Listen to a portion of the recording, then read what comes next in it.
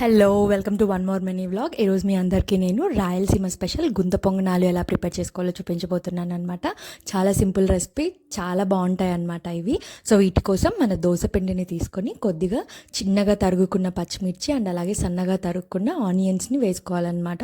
ఇప్పుడు మనం కొత్తిమీర కూడా యాడ్ చేసుకోవచ్చు, లేదు అంటే అది మన ఆప్షనల్ అనమాట.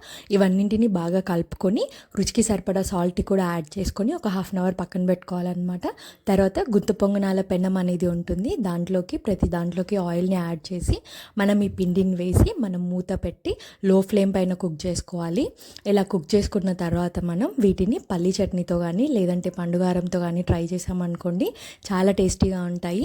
ఈ గుంత పొంగనాలని మీరు కూడా తప్పకుండా ట్రై చేయండి. ఇప్పుడు దోశపిండితో దోశలు ఉతప్పమే కాకుండా ఇలా డిఫరెంట్గా గుంత పొంగనాలని ట్రై చేయండి. పిల్లలు కూడా తప్పకుండా ఎంజాయ్ చేస్తారు ఈ బ్రేక్ఫాస్ట్ రెసిపీని. ఇంకా ఇలాంటి ఇంట్రెస్టింగ్ కుకింగ్ వీడియోస్ కోసం, వ్లాగ్స్ కోసం సబ్స్క్రైబ్ ద ఛానల్.